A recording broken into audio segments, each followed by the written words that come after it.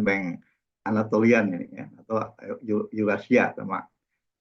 Di bagian sini barat, timur, dia bergerak relatif ke barat, ya, ke timur, sorry. Dan di bagian sini dia bergerak ke timur laut, ya. Jadi tidak sama. Dan kecepatannya pun berbeda-beda, ya, kecepatannya berbeda-beda dalam satu tubuh lempeng. Bayangan kita kan kalau satu benda bergerak bareng-bareng ya kecepatannya di bagian manapun akan sama, ya. Ini di selatan ada lempeng yang sangat kecil, ya. Jadi panjang dari panah itu menunjukkan kecepatan per tahun, ya, kecepatan per tahun. Ini ada legenda di bawah, segini itu kira-kira 5 cm per tahun. Jadi yang panjang-panjangnya kurang dari ini tentu kurang dari 5 cm per tahun. Oke, jadi biasanya mendiskusi pergerakan lempeng itu sebagai suatu hal yang chaotic. Chaotic itu apa ya? Ya kacau, tidak beraturan, ya. Oke. Nah, kita akan mencoba memahami apa itu kutub Euler, ya, kutub Euler. Ini ada ilmuwan yang kita tahu lah, ya, bahwa kalau suatu benda bergerak, terutama kalau pergerakannya itu di atas permukaan bola, misalkan kalau kita lihat, itu kan pergerakannya sebenarnya tidak lurus, ya, melengkung sesuai dengan diameter bola, sesuai dengan besarnya jari-jari bola. Sama dengan karena bumi kita ini bentuknya sphere, bentuknya bulatan, maka semua benda yang bergerak di atas permukaan bumi itu sebetulnya dia bergerak mengikuti satu rotasi dengan sumbu tertentu, ya. Ini si Euler ini teorinya mengatakan bahwa suatu perpindahan suatu benda rigid, ya, benda yang utuh adalah ekuivalen dengan pergerakan rotasi pada satu sumbu tertentu. Jadi sebetulnya tidak bergerak lurus, tapi dia bergerak melengkung, ya. Karena lempeng itu adalah benda yang rigid, kemudian bumi itu berbentuk permukaan bola, ya, sphere, maka semua pergerakan itu bisa dideskripsi sebagai pergerakan yang berputar dengan sumbu tertentu. Nah, sumbu putarnya itu kita sebut sebagai Euler pole, ya, atau kutub Euler, ya. Nama orang, ya. Ini kalian pasti sudah kenal nih di mata pelajaran fisika barangkali, ya, fisika mekanika. Nah, gambarnya seperti ini. Gambarnya seperti yang terlihat di atas. Oh ya, kalian bisa ini, ya, menginterupsi saya kalau mau tanya sesuatu yang kamu nggak tahu, tanya aja langsung. Hidupkan mikrofon, interupsi aja, nggak apa-apa. Atau langsung tangan juga boleh, ya. Jadi ini bola, ya, di gambar ini yang kita sebut sebagai lingkaran besar, itu lingkaran yang ini nih, ya. Yang apa? Kemudian, nah di sebelah kanan ada, di dalam bola itu ada bagian yang disebut sebagai A, ini diumpamakan sebagai lempeng, ya, lempeng A, dan sebelah kirinya lempeng B. Nah, batasnya itu ini, batasnya antara lempeng A dan B. Lempeng A, lempeng B dianggap berhenti, fix, lempeng A bergerak ke kanan, ya. Nah, pergerakan ini kan pergerakan yang sebenarnya pergerakan berputar dengan sumbu ini, sumbu yang jadi ini yang disebut Euler pole, di sini pole-nya, di sini pole atau kutub pergerakan di situ. Kecepatannya pun berbeda-beda, ya. Makin jauh dari pole, kecepatannya makin besar, ya. Ditunjukkan dengan besarnya panah ini. Ini panahnya kecil, makin ke bawah makin besar, sampai pada nanti ekuator pergerakan ke selatannya lagi akan lebih kecil lagi, ya. Jadi lempeng itu di permukaan bumi kita bergerak sesuai dengan kaidah-kaidah ini. Jadi tentu nanti kita akan tahu bahwa ada sumbu pergerakan lempeng Eurasia itu di mana, sumbu pergerakan lempeng itu di mana, itu ada tempatnya. Bisa kita cari maksudnya, ya. Oke, mudah-mudahan bisa di ini, ya. Kita lanjut, ini sama gambar yang sama. Ini bola yang dihubungkan dengan bumi. Kemudian ini ada plate B, plate A. Gambar yang garis-garis yang warna oranye ini batas lempeng, batas plate A dan B. Yang ini menunjukkan batas yang divergen, jadi lempengnya saling menjauh, ya, yang double ini. Kemudian yang menghubungkan garis-garis yang double, yaitu yang ini lempeng-lempeng ya, batas-batas yang dikategorikan sebagai transform, ya. Jadi ini divergen, ini transform, divergen, transform, divergen. Ini kalau di realnya ini adalah MOR, ya, MOR Mid Oceanic Ridges, tempat di mana batas-batas lempeng merupakan batas yang divergen, ya, jadi saling menjauh. Kalau yang ini batas yang transform, ya. Jadi pergerakannya seperti ini kutub yularnya, ya. Jadi pergerakan di sini tentu akan lebih lambat dibanding yang sebelah selatan karena lebih jauh dari kutub yular. Bahkan kalau dekat-dekat situ mungkin pergerakannya kecil saja, ya. Tapi kalau makin menjauh, ya, dia akan menunjukkan kecepatan yang lebih besar. Sama saja, ya. Ini ada, kalau tadi lempeng ini blok, ya. Yang merah ini adalah MOR, ya. Yang biru adalah transform, merah MOR dan sebagainya. Jadi lempeng blok 1 ini dianggap fix, tidak bergerak. Yang bergerak adalah blok B, yaitu bergerak ke kanan.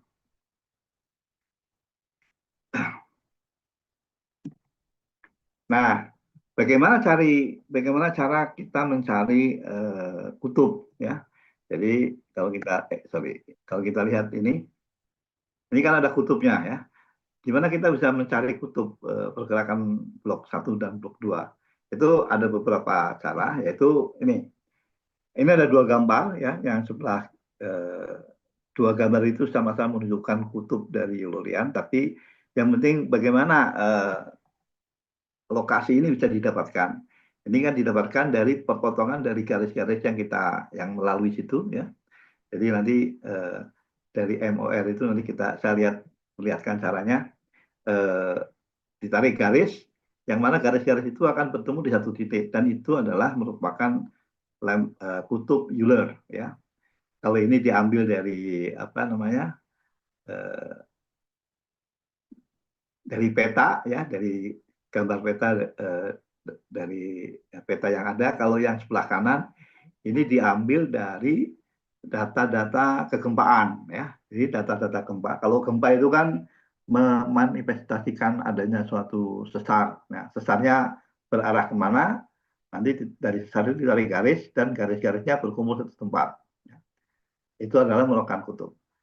Jadi ini menunjukkan bahwa dengan metode yang manapun didapatkan kutub yang kurang lebih sama. Jadi di sini, ya, pada koordinat ini, yang ini pun pada koordinat sebelah sini, ya. Jadi pada kurang lebih 30 bujur dan 60 derajat bintang. Nah, caranya adalah dengan begini. Ini gambar sebelah kiri yang kecil ini ada batas-batas lempeng, ya. Ini mid oceanic ridges, saya ambil yang ini nih, ya. Jadi saya perbesar jadi yang sebelah kanan bawah ini. Jadi ini adalah MOR yang garis melintang begini, itu adalah transform, ya. MOR dipotong oleh transform, MOR dipotong oleh transform. Sama dengan seperti ini, saya kembali ke belakang. Nah, seperti ini. Ini MOR dipotong oleh transform. MOR 2 ini, yang merah dipotong oleh yang biru. Jadi di petanya seperti ini, ya. Ini garis-garis. Nah, garis-garis ini, ya, di peta yang sebelah kiri ini adalah ditarik dari garis ini. Dari strike, dari sesar-sesar transform ini ditarik tegak lurus, ya. Semua ditarik, yang di sini pun ditarik. Nah, ini akan bertemu di satu titik. Akan bertemu di satu titik, dan titik itu adalah pol dari pergerakan lempeng yang ini sebelah kanan dan sebelah kiri. Dalam hal ini, lempeng pol dari pergerakan Arabian Plate dengan South American Plate. Jadi cara mendapatkan, kita kembali sini, cara mendapatkan ini, pol ini adalah dengan cara menarik tegak lurus dari sesar-sesar transform yang ada, ya. Transform yang ada, strike-nya kemana? buat garis tegak lurus terhadap strike tersebut, dan di semua platform yang ada maka dia akan bertemu di satu titik, dan titik itu adalah pole atau kutub perputaran, kutub pergerakan dari lempeng-lempeng yang terlibat dalam gambar tadi adalah lempeng Arab sama lempeng Amerika Selatan. Amerika Selatan. Kemudian ini ada contoh lagi. Nah ini ya, ini yang hitam ini Mid Oceanic Ridge ini, ya. Tapi dipotong oleh transform yang arahnya gini. Ini African Plate, ini South American Plate ya. Nah ini tarik garis tegak lurus seperti ini yang gambar kiri. Ini adalah transformnya yang arah begini. Ini yang arah melintang begini adalah transform. Ini MOR, transform MOR. Yang transform kita tarik garis semua, maka akan bertemu di satu titik, dan itu adalah kutub pergerakan dari lempeng yang bersangkutan. Kalau dalam hal ini lempeng Afrika sama lempeng Amerika Selatan. Ya, ini contoh yang sama ya di tempat lain. Ini yang ini adalah dari peta ya, yang tadi dari strike apa namanya transform yang ada kita tarik. Kalau yang ini dari data kegempaan, didapatkan wilayah yang sama ya, didapatkan titik yang sama ya. Kalau ditanya secara geologi sebetulnya daerah itu mungkin tidak terjadi apa-apa, artinya itu daerah yang secara ini stabil ya, karena kutubnya di situ sehingga hampir tidak bergerak ya, kan makin dekat ke kutub makin kecil. Oke, kita lanjut. Nah ini gambaran ini ya, gambaran apa lebih global lagi, ini ditunjukkan benua Australia. Jadi ini melibatkan lempeng Hindia Australia ya. Dia bergerak yang ikutin ini ya. Ini Euler pole-nya di sini ya. Dia bergerak ke sana, ke arah utara ya. Bagian Australia sebelah sini, sebelah kanan, barat, timur, dengan bagian Australia sebelah kiri tentu kecepatannya akan lebih cepat yang bagian timur, karena yang bagian timur lebih jauh dari Euler ya. Jadi bisa dideskripsi pergerakan lempeng itu dengan seperti halnya kita mendeskripsi rotasi dari suatu benda bergerak. Oke, nah ini lebih jelas lagi. Ini lempeng Amerika Utara ya. Garis-garis merah itu diukur dengan menggunakan GPS ya. Tentu berarti baru ya, artinya kan GPS juga baru ada beberapa dekade terakhir ya. Jadi ini diukur dengan GPS, terlihat bahwa arahnya berbeda. Sebelah sini arahnya ke timur, sebelah sini ke selatan ya. Jadi kalau kita lihat secara global ya, gerahnya melingkar seperti ini. Dan satu lagi, makin jauh dari bintang ini adalah kutubnya, itu makin jauh. Kecepatannya makin besar dengan ditunjukkan panah yang lebih panjang. Makin ke sana panahnya makin kecil, dan tentu mendekati ini ya tidak ya. Jadi Amerika Utara lempengnya itu bergerak seperti ini ya. Di sebelah sini bergerak ke selatan, tapi sebelah ini bergerak ke timur dengan kecepatan yang sebelah sini lebih besar dari yang ini, karena ini lebih dekat kepada kutub ya. Dan ini sebagai contoh ya, bisa dicari dengan cara yang tadi itu. Euler pole itu bisa dicari dengan ini Euler pole antara India Eurasia ya, itu berada pada 29,4 derajat plus minus 1,2 dan 13,2 derajat east plus minus 7,3 dengan kecepatan sudut 0,35 derajat ya, 0,356 derajat per year ya, per year. Satuan derajat itu kan bisa kita konversi kepada satuan jarak ya, jadi berapa milimeter per tahun. Kalau kita mapping itu kan batas-batas coupling kita itu kan dengan derajat, dan derajat itu bisa dikonversi ke berjarak. Oke, sampai sini ada pertanyaan? Mudah-mudahan cukup ya.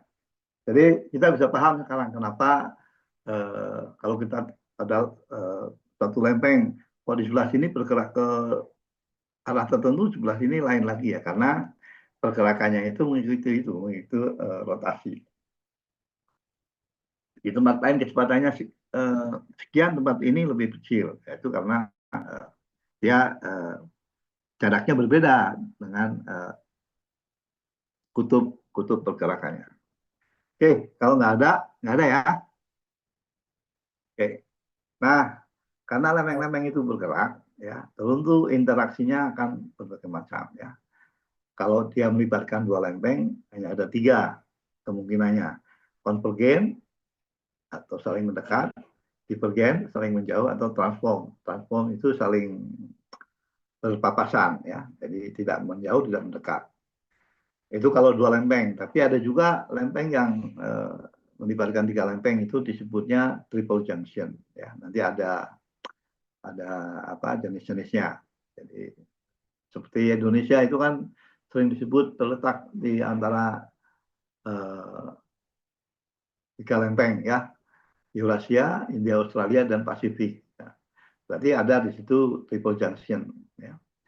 Kemudian banyak ya triple junction di dunia. Kalau kita kembali ke gambar ini, nah ini kan batas-batas lempeng ini di pojok-pojok yang tiga ini triple junction ya. Ini triple junction, ini triple junction.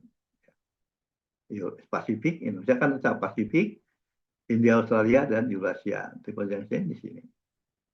Atau bisa juga di sini, ini ada dua. Oke, kita coba lihat satu persatu. Kalian sudah mengenal sebetulnya ini ya. Yang konvergen seperti apa, yang divergen seperti apa, yang transform seperti apa, ini cepat saja. Nah ini di samping mungkin sudah tahu, tapi ada beberapa karakter yang kalian harus ingat ya. Karena ya ini akan mempengaruhi pandangan geologi kita di satu daerah ya. Jadi sebelah kiri ada beberapa apa namanya hal yang kita lihat pada batas-batas yang baik divergen, transform maupun konvergen. Yang pertama litosfer ya. Litosfer itu pada batas yang divergen itu terbentuk ya. Jadi pada batas lempeng yang divergen terbentuk litosfer baru, terbentuk lempeng yang baru, yaitu di mid oceanic ridges tadi. Di mid oceanic ridges itu kan terbentuk lempeng baru ya, mendorong yang lama ke arah yang berlawanan. Ya. Sebaliknya kalau di tempat yang konvergen ini lempeng-lempeng yang ada itu terhancur ya, dihancurkan. Yaitu dilihat dari zona penunjaman misalkan. Zona penunjaman itu kan ada lempeng oseanik yang menunjam. Nah, di bawah itu dia hancur, hilang. Itulah sebabnya ini yang membuat kenapa lempeng-lempeng samudra itu tidak beruntur lama, karena begitu terbentuk di divergen, makin menjauh dari batas divergen, dia masuk ke konvergen, mati, hilang, ya, destroy. Jadi berbeda dengan lempeng benua itu relatif tidak terjadi apa-apa, sehingga bisa berumur panjang. Dibuktikan dengan singkapan dari batuan yang berafinitas benua itu umurnya miliaran ya. Di Kanada kalau nggak salah itu sampai 3, sekian miliar. Tapi miliar ya, miliar itu ribu juta. Kalau lempeng samudra yang paling tua itu saya kira tidak lebih dari 200 juta ya. Jadi jauh sekali. Itu yang di ini. Nah, bagaimana sifat vulkaniknya? Vulkanusnya ya, kalau ada batas lempeng biasanya kan ada vulkanus yang timbul. Oh ya, di yang batas transform itu litosfer itu tidak terbentuk, tidak juga hancur, jadi tidak relatif tetap ya, jadi tidak ada pembentukan maupun penghancuran kerak atau lempeng. Kalau vulkaniknya ya antara ini ya. Kalau yang divergen itu basaltik, ini ditujukan oleh batuan apa? Ada yang bisa jawab? Komplek apa? Komplek Melon. lanjut. Nah, Hah? Oh, Oviolit. Opioid Oviolit ya. itu. Opioid itu kan basaltik semua ya, ultramafic semuanya. Ada lava bantal itu orang sering nyebut lava bantal juga lava basalt ya, karena memang intinya basalt. Berbeda dengan yang di daerah konvergen itu andesitik.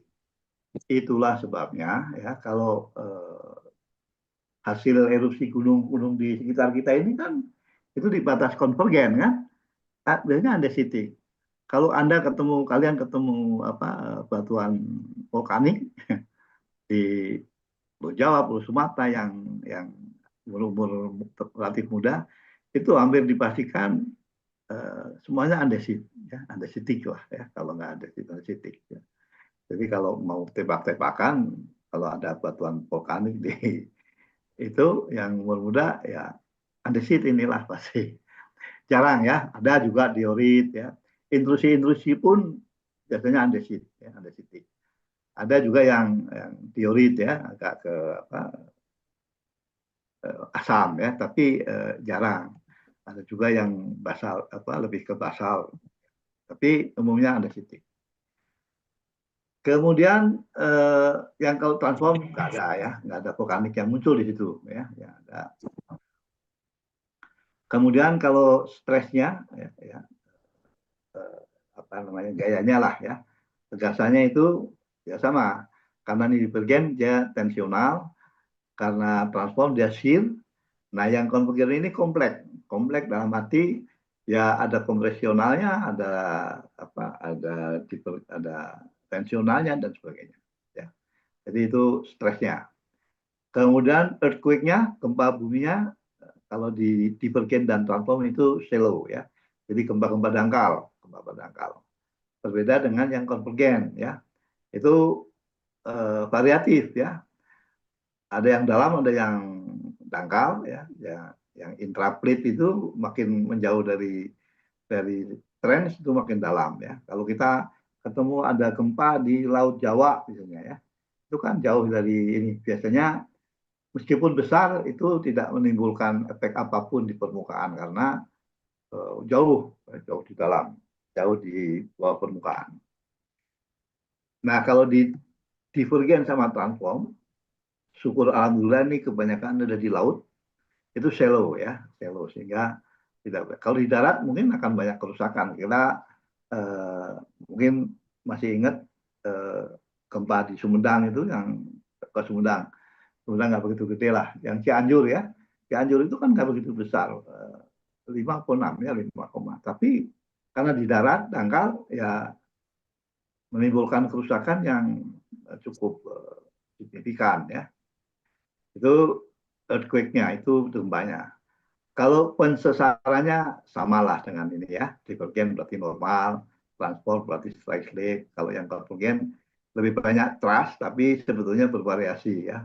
Jadi ada thrust-nya, ada thrust itu sar naik, ada sar naiknya, ada sar normalnya, ada sar mendatarnya dan sebagainya. Ya. Ini mudah-mudahan kalian hafal ya, mudah-mudahan kalian. Nanti saya keluarin di inilah, kalian suruh di kolom-kolom ini yang di ujian. Oke. Nah, ini gambarnya kalian mesti sudah tahu semua ya. Ini yang apa divergen, transform ya, jadi pergerakan ke sana. Titik-titik bulat itu menunjukkan pusat-pusat gempa, jadi dangkal, ini pun dangkal. Berbeda dengan yang jadi yang dekat sini dekat tren itu dangkal, tapi makin jauh makin dalam. Tapi jangan lupa di sini di samping gempa-gempa yang berhubungan dengan pergerakan lempeng juga ada gempa-gempa yang ada di daratnya sini ya, yang mungkin bisa merusak seperti yang tadi saya sebutkan gempa Cianjur itu yang ada di darat sini ya. Itu umumnya dangkal karena sesar-sesar aktif ya, sesar Cimandiri, sesar kemarin apa, sesar Citarik ya yang di Pelabuhan Ratu itu dan sebagainya ya. Oke. Nah, itu yang melibatkan dua dua dua lempeng ya. Kita udah banyak bicara waktu kita bicara mengenai circle apa siklus lempeng itu ya, siklus Wilson. Nah, di samping interaksi yang melibatkan dua lempeng juga ada interaksi yang melibatkan tiga lempeng ya. Jadi ada lempeng yang saling bergerak, maka titik temu dari tiga lempeng itu kita sebut sebagai triple junction. Karena yang interaksi dua lempeng itu ada bermacam-macam, ada trans, ada MOR, ada transform, maka jenis triple junction-nya pun berbeda-beda. Secara umum yang paling umum ada kurang lebih 16 ya, 16 triple junction. Ini nanti ada jenis yang RRR, TTR, ada FFT, ada yang FFF misalkan ya. Itu mengacu pada ini, R itu ridge. Ridge itu artinya MOR, jadi berarti mid oceanic ridge. Kalau yang T itu trend. Kalau yang F itu transform. Jadi yang misalkan jenis ini TTR itu artinya kan kalau triple junction ada 3 garis kan yang bertemu di satu titik. Garis-garis itu yang 2 adalah trend ya. Trend, ridge. Kalau ini ridge, trend. Ini transform, trend. Ya, dan lain-lain. Dan itu ada 16. Ya.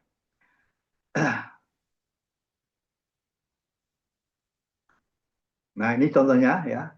Ini contoh di sekitar Amerika Utara ya, di lempeng Amerika Utara yang berbatasan dengan Pasifik ya. Ada 4 gambar dari kiri ke kanan. Gambar yang paling kiri itu menunjukkan gambar yang kondisi pada 30 juta tahun yang lalu, kemudian berikutnya 20 juta tahun yang lalu, 10 juta tahun yang lalu, dan yang kondisi present yang sekarang. Jadi per 10 juta ya. Pada 30 juta tahun yang lalu kondisinya seperti ini. Di sebelah kanan itu ada lempeng Amerika Utara, kemudian di sini ada Pacific Plate ini yang baru nongol sedikit ya. Kemudian ada juga parallel plate ya, yang ini. Ini kondisi pada 30 juta tahun. Gambar yang bergerigi ini adalah ini bisa mengacu ke sini. Ini ada subduksi ya. Subduction berarti apa? T ya, trend. Ya. Kalau ini adalah mid oceanic ridge. Jadi apa R ya, yang merah ini R. Kalau ini transform, ini R, sorry, F ya, transform. Jadi ini belum ada triple junction, baru ada karena Pacific Plate pada 30 juta tahun yang lalu pergerakannya belum ketemu sama American Plate. Nah, 10 juta tahun kemudian pada 20 juta tahun yang lalu Pacific yang ini sudah collision dengan American Plate sehingga berbentuk seperti ini. Jadi ada 2 triple junction. Triple junctionnya ini M, Mendocino, atau dan juga yang R ya, yang R. Kalau yang M ini adalah triple junction yang jenisnya adalah ini trend, ini apa? Transform, ini transform. Jadi apa? FFT. Ya, ini jenis M itu FFT. Kalau yang ini transform, MOR sama trend. Jadi FTR ya. Transform F, R-nya ridge ya, T-nya trend. Ya. Dan sudah terpisah. Ini kondisi setelah 10 juta tahun kemudian. Jadi di sini ada tadi kan sama ini satu plate, setelah menumbuh ini jadi plate yang berbeda. Disebut sebagai Juan de Fuca plate ya. Yang bawah kokos plate. Jadi parallel plate sudah hilang ya. Sudah hilang maksudnya sudah diganti namanya menjadi Juan de Fuca sama kokos. Nah, pada 10 juta tahun kemudian, yaitu 10 juta tahun yang lalu, masih tetap sama, tapi kita lihat bahwa jaraknya makin jauh, ya, antara tipe junction yang M sama yang R makin jauh, karena ya yang Pacific Plate ini maju. Jenisnya masih sama, ini trend FF, ya, trend transform, kalau ini trend transform ridge, ya, FTR. Nah, kemudian ada namanya ya, ini namanya Rivera Plate, ini ya. Juan de Fuca yang ini. Juan de Fuca juga makin lama makin makin menjauh ya. Yang tadi M dan R sejarak segini sampai sekarang, dan M dan R ini berada di apa yang sekarang kita kenal sebagai sesar California, San Andreas ya, San Andreas Fault ini ya. Jadi San Andreas Fault itu adalah sebetulnya batas lempeng antara Pacific Plate dengan North American Plate. Itu jadi perkembangannya berbeda. Nah, triple junction yang seperti ini kan berpindah, dikatakan tidak stabil. Jadi posisinya berpindah dengan pergerakan lempeng.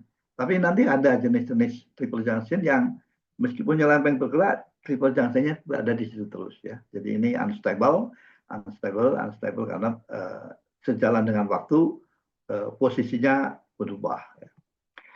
Oke, semoga gambar ini menjelaskan memberi bayangan seperti apa sebenarnya triple junction itu. Tadi saya katakan ada 16, ini gambar yang sama sebetulnya dari citranya. Ya. Ini Mendocino di sini, ya. Ini San Andreas yang tadi saya bilang. Terus ini Pacific Plate. Ini tadi ada Cordoba, Cocos dan Cordoba. Tadi saya bilang ada 16, ya ini 16-nya itu ini, ya.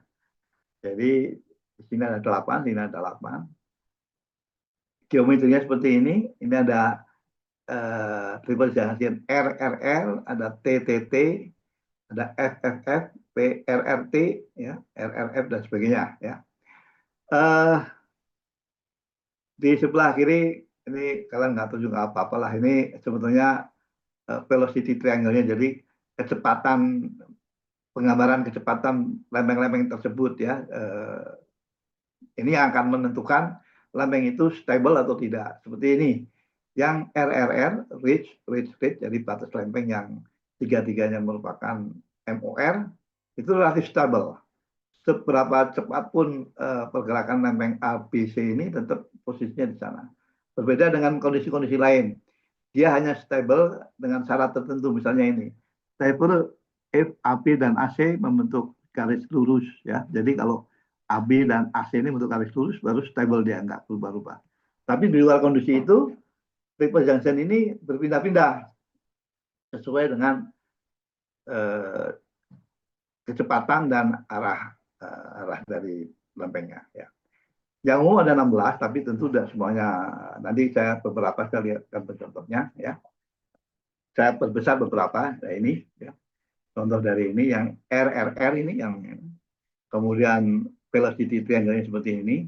Jadi disebutkan all orientation stable. Jadi kondisi apapun kalau batasnya ridge itu stable. Contohnya di East Pacific ya, di East Pacific. Kemudian ini yang sentral Jepang, contoh yang trend.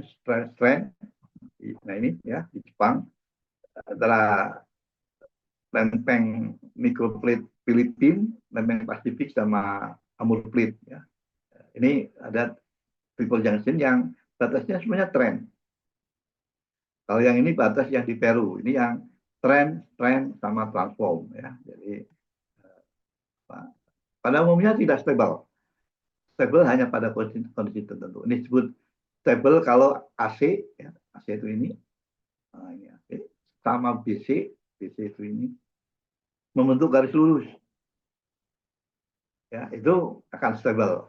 Kalau membentuk garis lurus berarti ini harus berubah, konfigurasinya ini harus berubah. Contohnya di Peru ya. Contoh lain ini yang transform ridge ya, transform ridge. Ini di mana tuh? Carlsberg Ridge di Pacific Rise di sini ya, transform ridge. Ini transform yang arah ini, yang ini juga transform, triple junction-nya yang ini, dan yang ke arah sana ridge ya.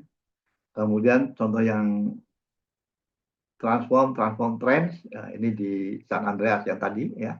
Itu ada transform trend yang utara, yang Mendocino ya, yang Mendocino. Kemudian ini juga sama yang di tempat tadi, ini adalah yang RTF. Jadi tiga-tiganya beda. Sebelah sini trend, yang ini transform, ini ada reach sama transform. Ya, itu mengenai pergerakan lempeng. Sampai sini ada pertanyaan sebelum saya menginjak ke yang lain. Ya, Pak, saya mau nanya Pak, oke. buat yang di contoh tadi yang ada banyak jenis triple junction, Nah, itu ada yang A sama yang B beberapa. Tapi yang mana saya lihat ini? itu yang berbeda itu yang Gambar yang sebelumnya mana? Pak. Ah, ini. Satu lagi Pak. Oh, mana? Satu lagi Pak. Sebelumnya satu lagi Pak. Ini. Ya, itu ada yang A sama yang B. Itu saya lihat itu bedanya arahnya doang ya Pak. Atau ada Yang perbedaan mana? lagi tuh Yang Pak. mana? Gambar yang mana? Contohnya yang TTTA Yang sama mana aja? TTTB. ABC ini. Iya Pak, Ini perbedaan nih, A ini. sama B itu Ini, ini ya. Ini yang trend ya. Ini melibatkan 3 lempeng, lempeng A, lempeng B, lempeng C. Batasnya menunjukkan tren semua. Panah ini adalah menunjukkan pergerakannya. Jadi lempeng B bergerak ke sini nih arahnya. Lempeng A bergerak ke sini, lempeng C bergerak ke sana. Nah, itu dipakai untuk membuat triangle velocity. Ya. Ini B. Ini arah gini kan arah pergerakan B pada batas lempeng B dan C. Jadi yang ini B dan C arah pergerakannya. Nah ini, yang ini. Nanti pergerakan yang A dan B, nah ini A B mana B, A B, ini menunjukkan batasnya. Sedangkan pergerakannya adalah sesuai dengan ini. Atau saya ini ya, saya yang besar. Nah ini ya. Cara membuatnya gini. Ini kan ABC, batasnya seperti yang terlihat dalam gambar. Garis AB, garis AB ya. Ini AB, AB. AB itu adalah digambar sesuai dengan arah pergerakan dari B ke A. Ya. Seperti ini kan. Contohnya ini, BC adalah pergerakan dari B ke C. Ya. Kemudian CA pergerakan dari C ke A. Sehingga dari ketiga itu bisa digambar triangle-nya seperti ini. Nah, AB dengan huruf kecil seperti ini, misalkan ini AB adalah arah pergerakannya. AB dengan huruf kecil adalah batas dari lempengnya, ya. Jadi batas lempeng AB kan begini, vertikal, jadi begini. Batas lempeng BC begini, nah, BC, ini BC. Kemudian AC juga sesuai dengan batasnya. Itu cara membuat ini.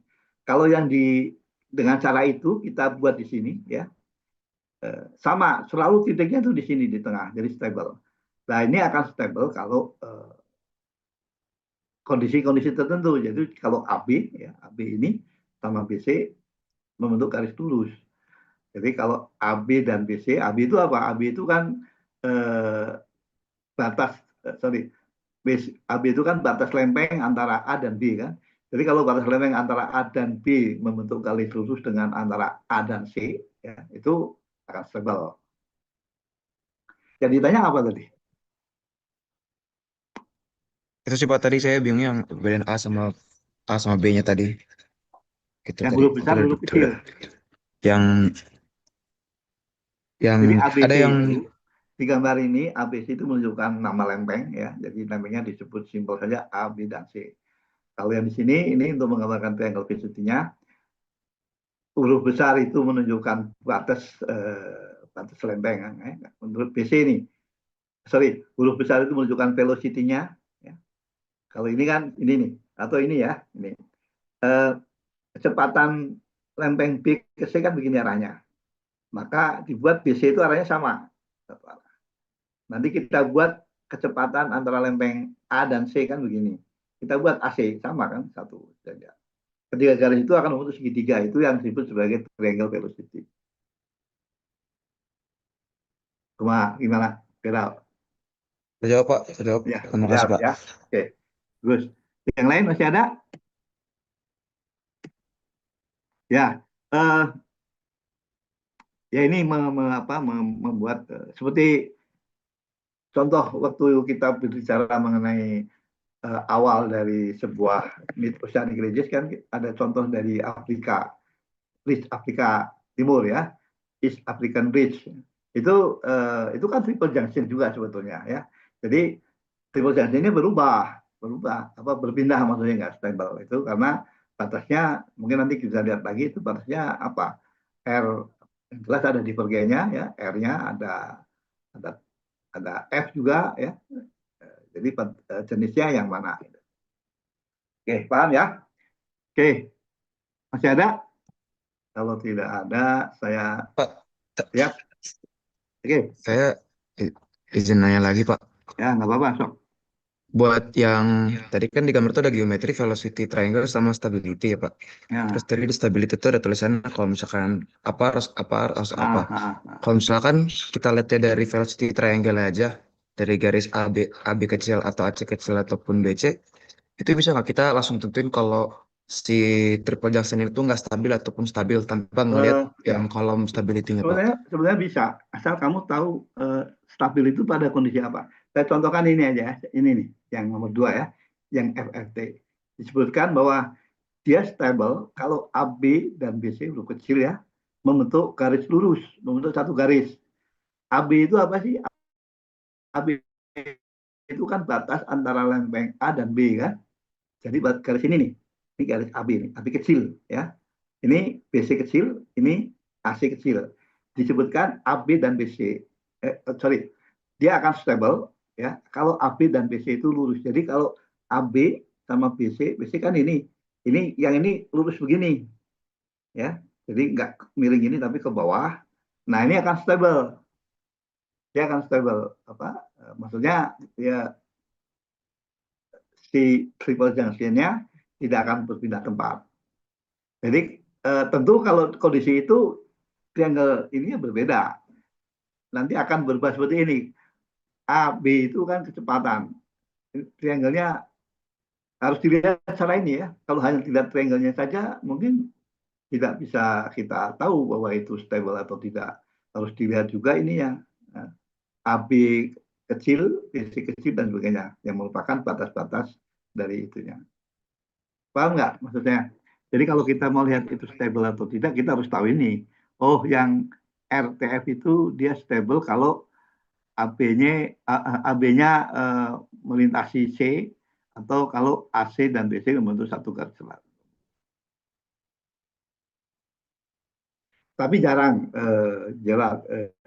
sekali, bukan nggak ada ya, jarang triple junction yang posisinya stabil. Tadi contoh yang kita lihat tadi juga kan Mendocino sama Rivera itu berpindah-pindah sejalan dengan pergerakan lempengnya. Jadi kondisi-kondisi yang di sini, di garis ini jarang sekali ya, meskipun ada.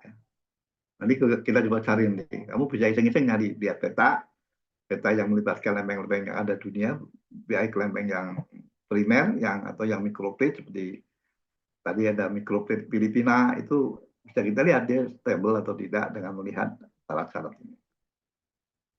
Oke? Baik, Pak. Terima kasih, Pak. Oke, yang lain masih? Pak, mau nanya Ya, Pak, punten, saya Galuh. ya. Hmm.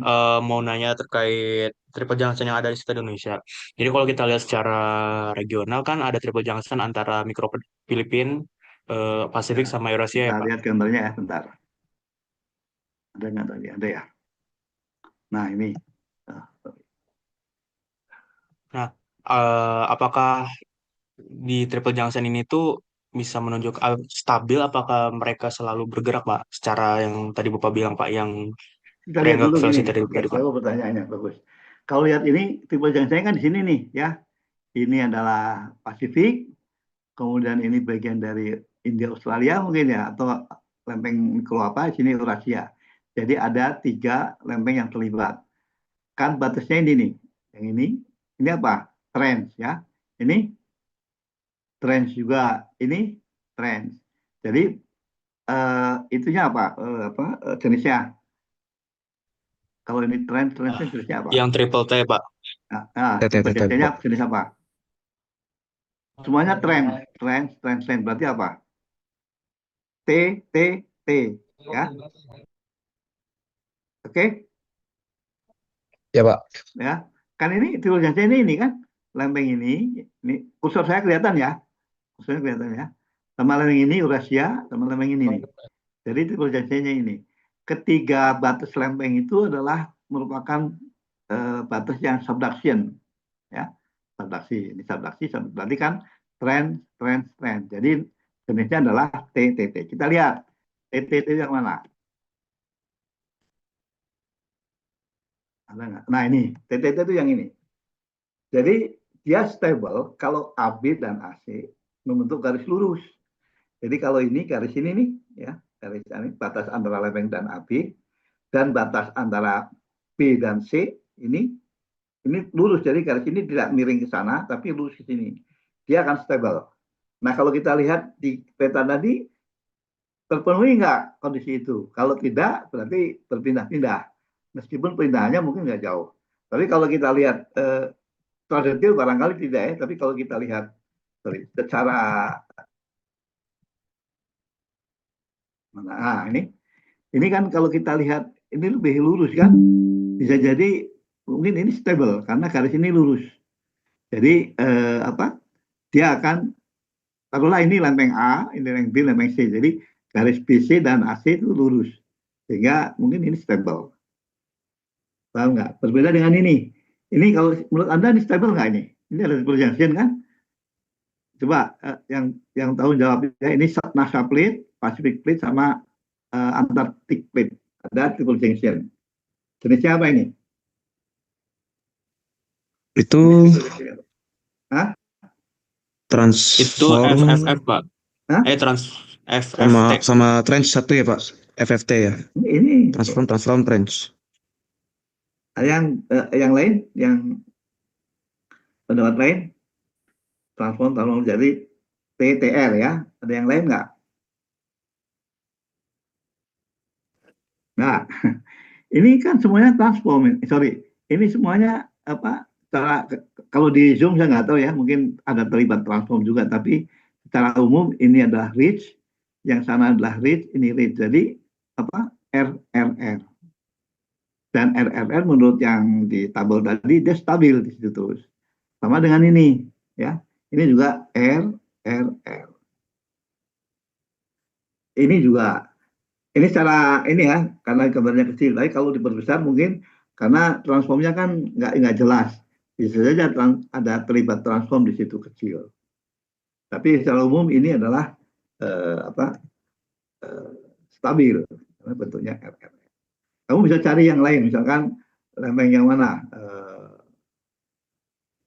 Mana yang tiga lagi? Banyak ya, yang tiga yang melibatkan. Kamu harus petanya harus cukup besar. Gambar ini ada peta besar nggak? Sebentar. Nggak ada ya.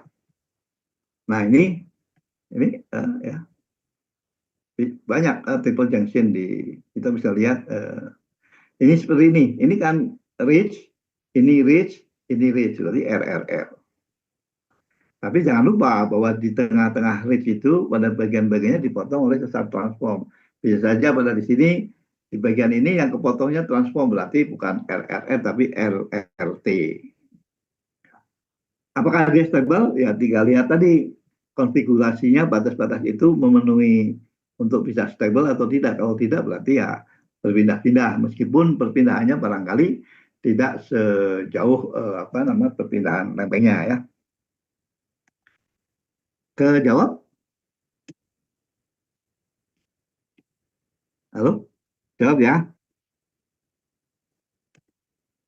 Halo? Ya Pak, Kejawab, Pak. Kita ke satu lagi ya, ke slide satu lagi kalau begitu. Ya, ini.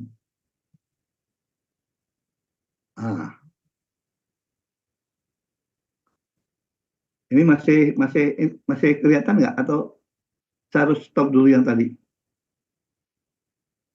Stop dulu ya. Halo? Masih kelihatan, Pak.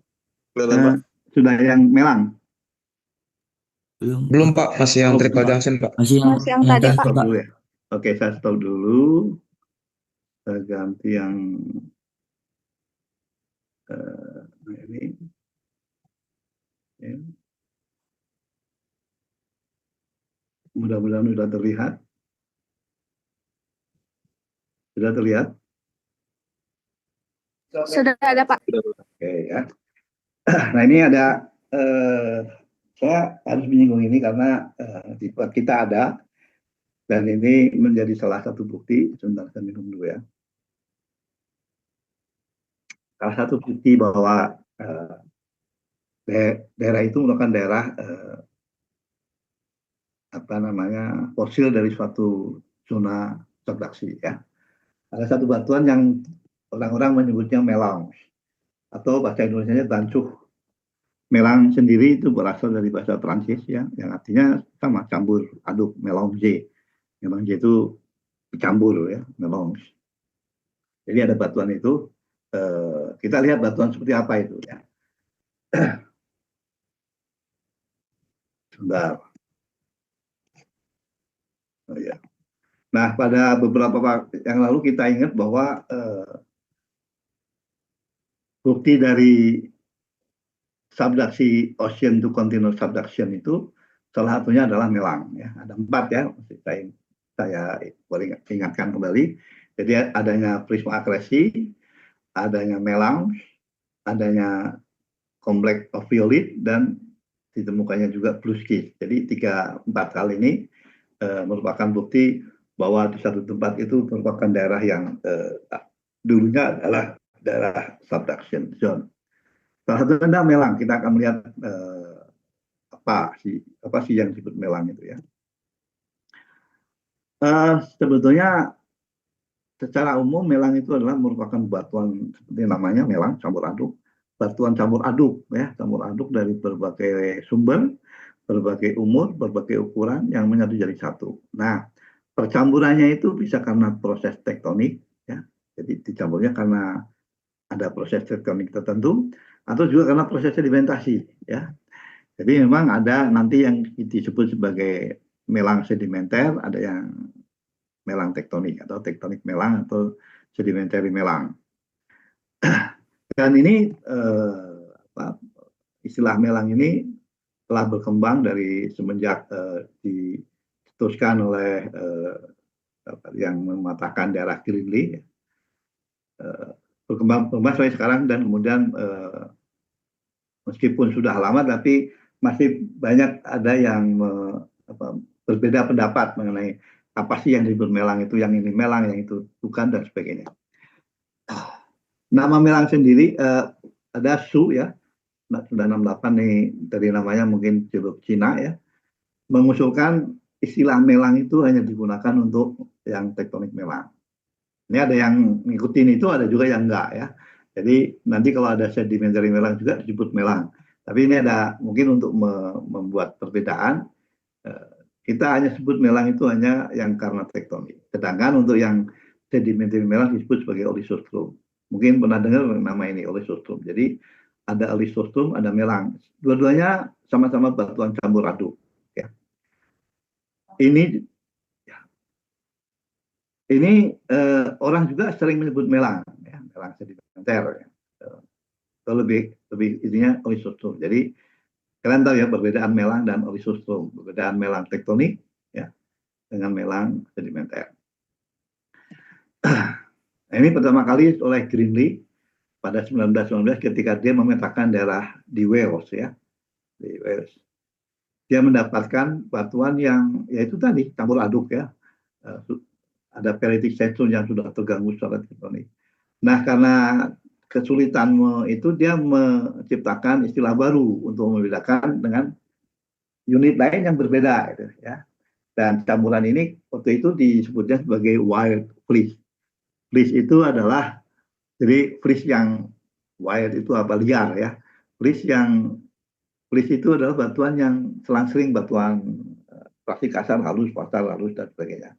Nah, ini ada yang wild, yang liar, sehingga disebut sebagai wild.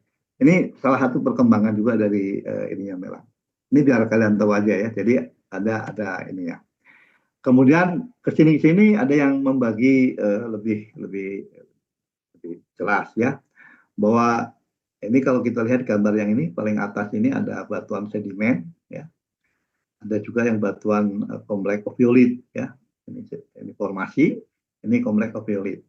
Kalau yang paling kanan ini masih utuh, maksudnya belum terganggu oleh deformasi apapun. Makin ke kiri, gangguannya makin besar dan penyebutannya juga berbeda. Jadi yang ini masih disebut sebagai, orang menyebutnya broken formation. Jadi ya batuan-batuan normal yang kemudian terkoyak-koyak oleh banyaknya sesar. Kalau kita melakukan mapping di Jawa ini, ya ini banyak broken formation. Kita ke mana, Bantar Rujek, karena ada sesar-sesar. Ini mungkin masuknya ke dalam ini, broken formation. Kemudian makin ke sana baru kita sebut sebagai melang, ada olisoto. Jadi yang sini adalah sedimenter, ini yang kompleks opioid. Nah, tabel yang bawah ini menunjukkan berbagai macam berbagai macam bentuk campur aduk yang dengan derajat campur aduknya sampai kepada yang kemudian paling kiri itu kita sebut melang semuanya. Jadi kalau sebelah kanan kita masih sebut formasi, ya, kemudian masih formasi semua. Tapi makin ke sana ada broken formation, jadi udah terpatah-patahkan, dan ke arah kanan itu sudah tektoniknya makin, campur aduknya makin derajat makin tinggi, dan orang menyebutnya melang, ya. Ini olisotom atau melang sedimenter. Kemudian jadi kalau dari formasi itu bisa terbentuk melang karena tektonik, juga bisa terbentuk olisotrom. Kemudian kalau dari ini juga sama ini, ya, satu A satu B. Kemudian dari formasi ini, ya, atau kompleks, kalau formasi itu ya ini seperti formasi Raja Mandala segala macam. Kalau kompleks itu yang dimaksud seperti kompleks opioid dan sebagainya. Tektonik makin kuat disebutnya melang dan olisostrom, ya. Ini aja. Kemudian di sebelah kiri ini contoh-contoh dari yang tadi saya sebutkan. Jadi ini yang broken formation.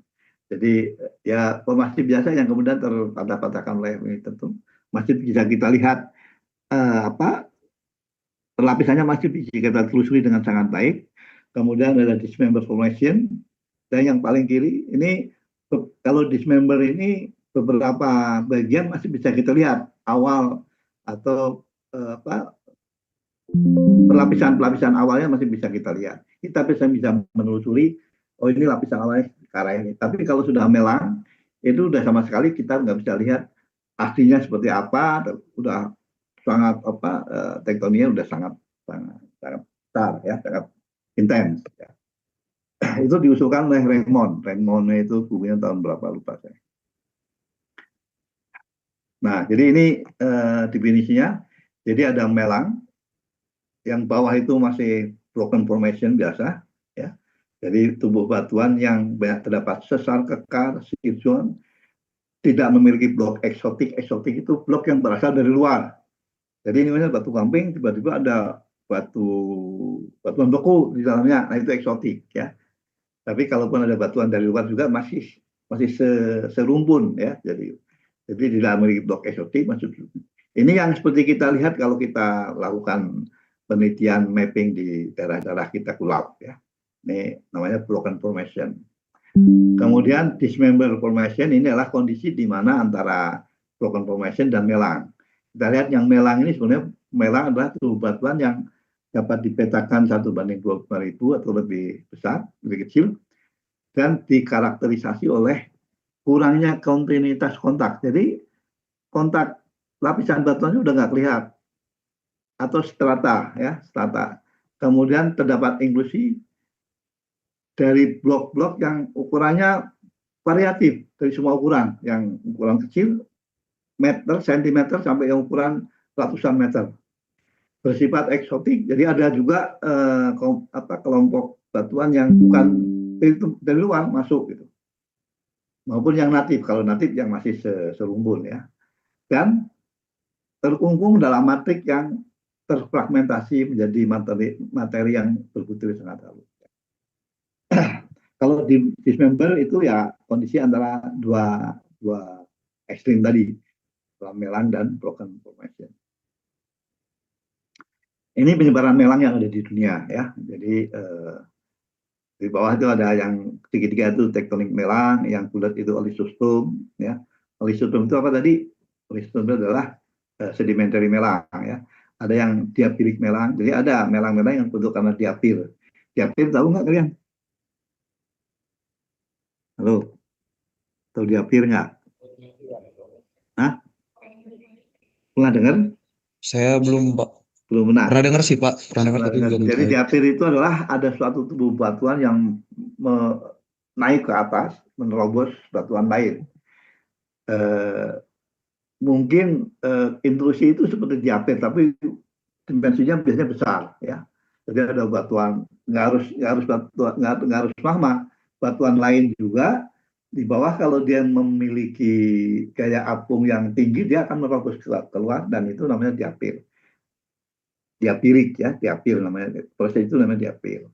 Nah, itu bisa terbentuk melang juga, ya. Kemudian ini yang gini, poligenik melang dan sebagainya. Ini ya semua ada. Indonesia di mana? Indonesia nah ini juga ada, ya. Ada tektonik melang di sini. Karang Sambung, ya. Ini Nias. Kemudian di mana ini? Ini apa? Lupa namanya, ya.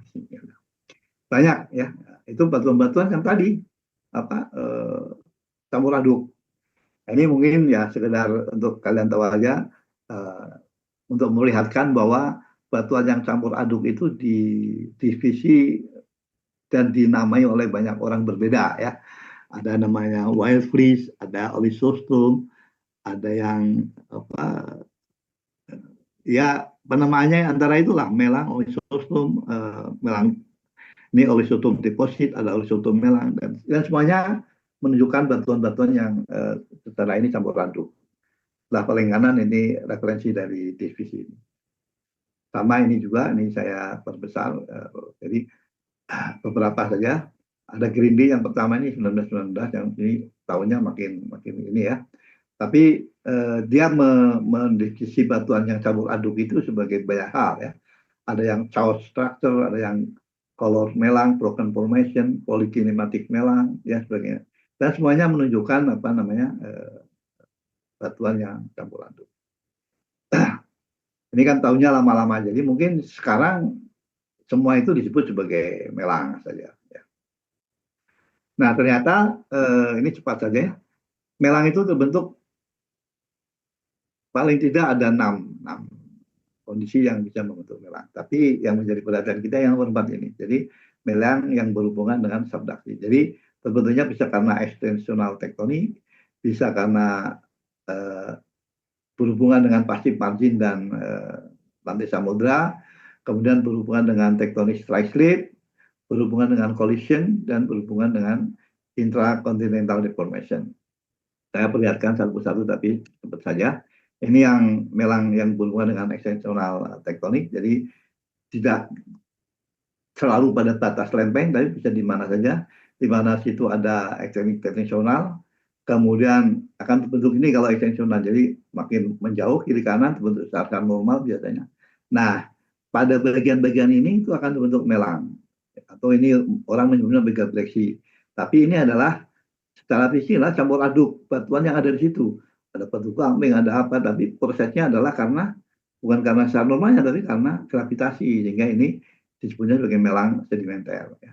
Sama juga sebelah sini nih. Jadi bagian-bagiannya pada lereng yang terjal biasanya, lereng yang terjal akan terjadi longsoran, maka terbentuk melang. Ini yang berhubungan dengan itu. Nah, ini contohnya, ya, ya kayak breksi lah, breksi konglomerat dan sebagainya, ya. Jadi ada. Kemudian berhubungan dengan strike slip, ya. Strike slip, jadi ini ada sesar yang arahnya begini. Sini bisa sinistral, bisa dekstral. Kalau ini adalah dekstral, ya. Ini akan terbentuk melang-melang di sekitar itu.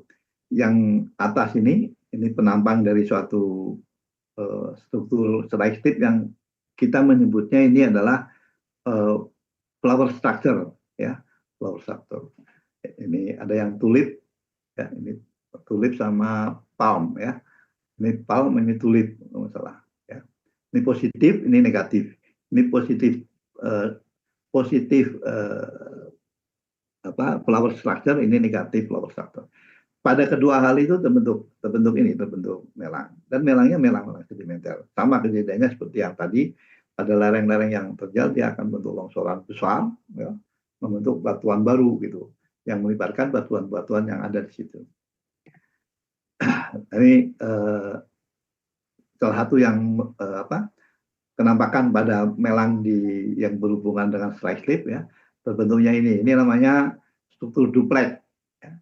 Ini duplex ini yang begini. Jadi ada sesar ini mendatar, yang di dalamnya ada sesar seperti ini, bentuk seperti ini namanya duplex.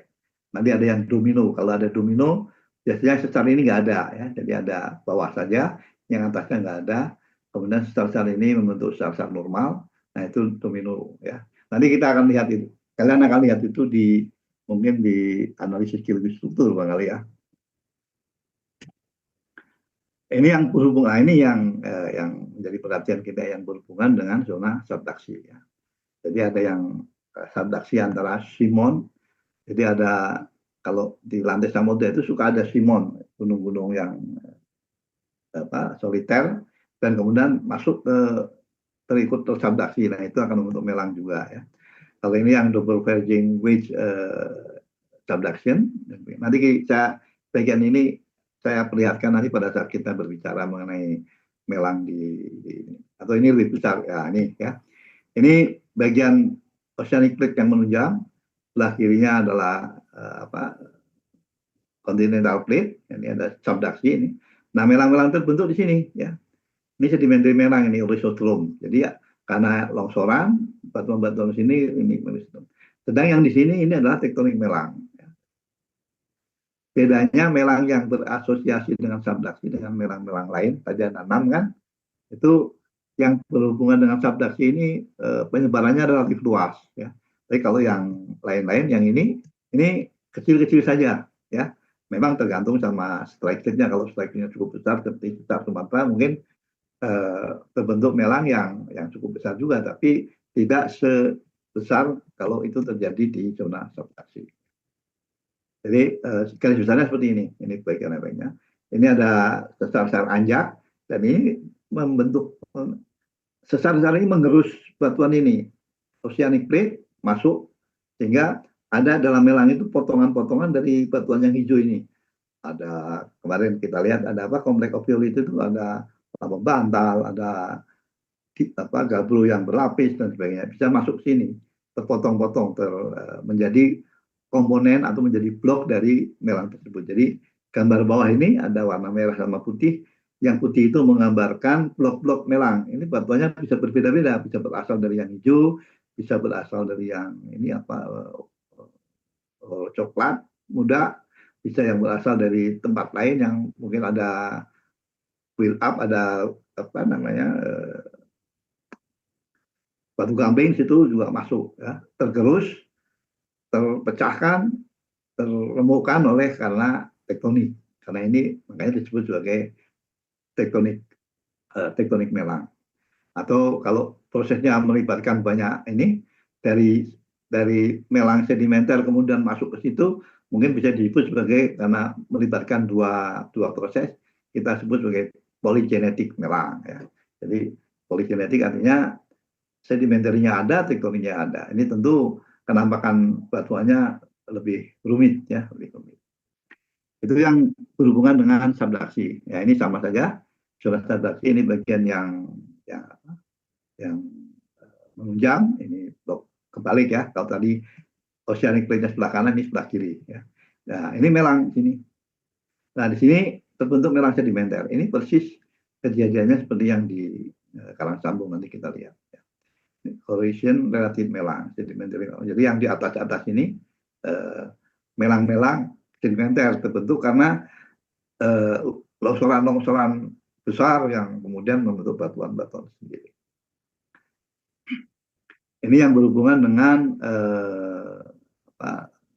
intrakontinental ya. Ini ada istilah mungkin kalian perlu tahu, NAP apa bahasanya ini.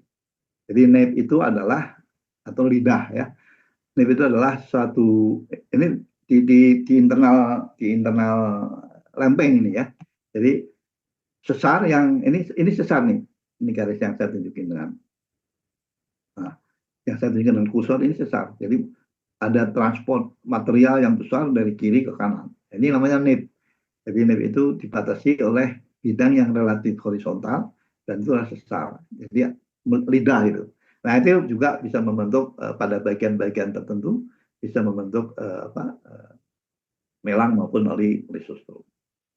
Oke, nah secara umum begini, secara umum sebetulnya secara definisi gampang saja membedakan antara olisostrom dan melang, membedakan antara sedimentary melang dengan tektonik melang ya. Samanya ini ya, duanya merupakan blok in matrix. Jadi ada blok, ada matrix, ada komponen, ada massa dasar. Ya. Kemudian ukurannya juga hampir sama. Di olisostrom itu dari sentimeter sampai ratusan meter. Di sini juga sama, dari sentimeter sampai bahkan mungkin sampai ribuan kilometer ya, ribuan meter atau kilometer. Ya. Nah yang beda apa? Yang beda itu adalah matriksnya. Ya. Kalau yang di olisostrom itu kita sebut sebagai matriks Kelly-Clay. Jadi matriksnya itu seperti sisik-sisik ular, ya. Massa dasarnya itu masih seperti sisik ular. Kalau yang di melang ini adalah Kalau yang di melang ini adalah matriknya scaly and partially shell. Jadi si matriknya itu kayak kulit ular, tapi di bidang-bidang sisik ularnya itu menunjukkan gesekan, menunjukkan bidang-bidang seperti kalau kalian melihat thickened side. Ya. Jadi ya, di situ banyak thickened side. Itu dari matrik. Dari bentuk blok, kalau di olisostrom itu nggak tentu. Jadi bloknya macam-macam, bentuknya nggak bisa didefinisikan macam-macam. Tapi kalau di melang itu bentuk bloknya khas, yaitu body niche namanya.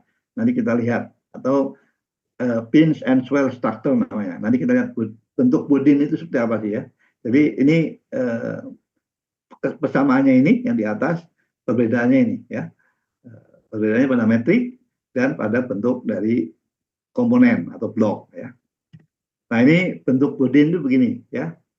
Ini batuan yang tengah ini, bentuk yang tengah. Awalnya dia ini biasa, tengah sama atas ya, A dan B. Itu ini adalah pelapisan biasa, nggak seperti bentuk-bentuk jengkol ya, pete ya, tidak. Tapi karena batuan ini, jadi ini batu lempung atau batu pasir yang diapit oleh dua batu lempung. Ini juga sama. Yang putih itu menunjukkan batuan yang fraksinya lebih kasar, batu pasir ya, lano dan ini pasir ya. Tapi yang relatif hitam itu menunjukkan fraksi halus atau batu lempung lah ya. Karena mendapatkan stretching, mendapat gaya tarikan kiri dan kanan, maka lama-lama menjadi seperti ini. Tadinya pelapisan yang mulus jadi seperti barisan jengkol ya, pete ya. Dan lama-kelamaan ini yang tipis-tipis ini akan terpisah dan membentuk ini dan terakhir bisa seperti ini. Bisa seperti gambar ini. Ini adalah bodin. Ya, bodin. Jadi kalau lihat ini tadinya ini bisa banyak seperti kita lihat di gambar yang ini, banyak macam-macam. Makin intens stretchingnya, nah itu makin banyak bentuk-bentuk ini. Arahnya relatif tegak searah dengan arah stretchingnya atau tegak lurus dari arah kompresionnya. Nah di melang tektonik itu ada bentuk-bentuk ini karena memang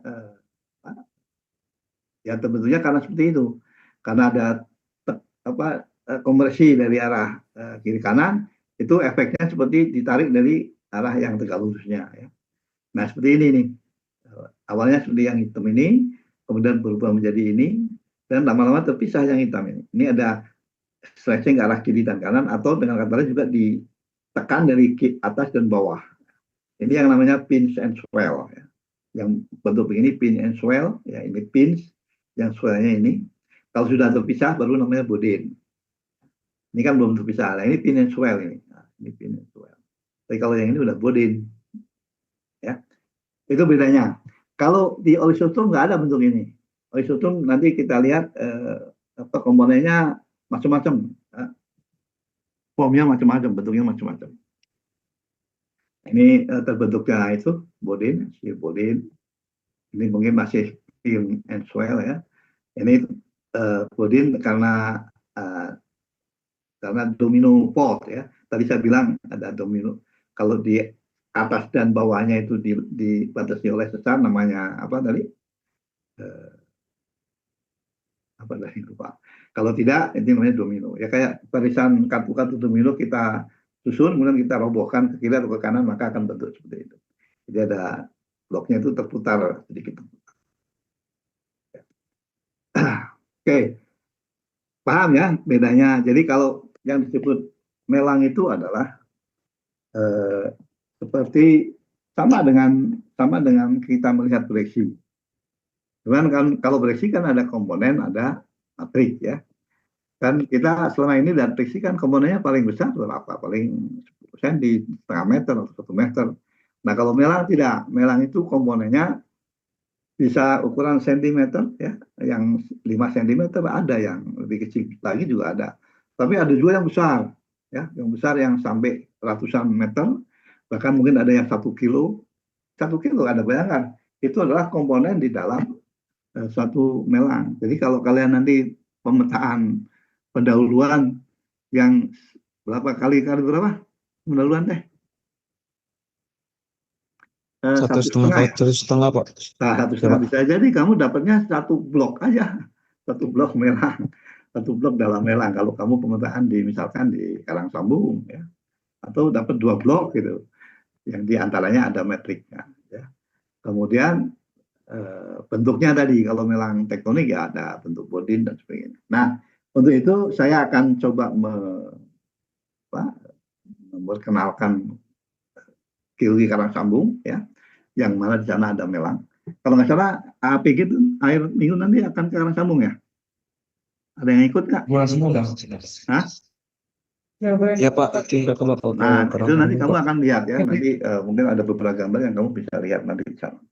Sebenarnya saya diminta itu karena saya nggak bisa, waktunya kurang pas. Oke ya. Jadi kita lihat evolusi tektonik Karangsambung. Ini peta Indonesia. Karangsambung itu terletak di sini. Seperti kita tahu bahwa dulu terkenal batuan pratersier yang ada di Pulau Jawa itu hanya di 3 tempat, di Ciletuh ini, di Karangsambung sama Bayat. Ya. Bayat itu ada batuan tua pratersier ada ya. Oleh Pak Katili ya, Katili itu menghubungkan ketiga tempat itu menjadi satu zona subduction. Tapi perkembangannya nanti ternyata beda-beda ya, tidak menyambung seperti yang dikemukakan pertama kali. Nah kita akan lihat salah satu dari 3 tempat tadi Karangsambung yang secara sudah bagus lah ini ya, tempatnya bagus, singkapannya bagus, tempat untuk belajarnya bagus dan sebagainya. Oke, kita lihat gimana. Nah Karangsambung sini lebih diperbesar lagi. Ini ada Ciletuh di sini, ada Karangsambung, ada Bayat. Kalau Ciletuh itu umurnya 1,17 ya, juta, 117 juta, ini 110, ini 95. Jadi umur tua ini ya, umur tua yang ada di Pulau Jawa. Kalau di luar Jawa banyak ya, umur pratersier. Nah, ini di tempat lain 100 ada, ya. Ada batuan pratersier di Pulau Laut ada. Saya kebetulan pernah ke sini nih, dua-duanya pernah. Sana. Ini ada komplek melang juga. Batimala ini ya, mungkin yang orang Makassar ya, ini ada Batimala, umurnya segini, di 100 umurnya 107 sampai 120, jadi umur tua ya. Di timur ada melang juga, tapi tidak berumur tua ya. Ini petanya dari Prasetya di 2007 ya. Oke. Nah, keberadaan tempat-tempat tadi oleh Katili ya, itu dianggap sebagai jejak dari subduksi pada masa lampau. Kalau subduksi yang sekarang kan di sini nih, yang paling luar ini. Ya.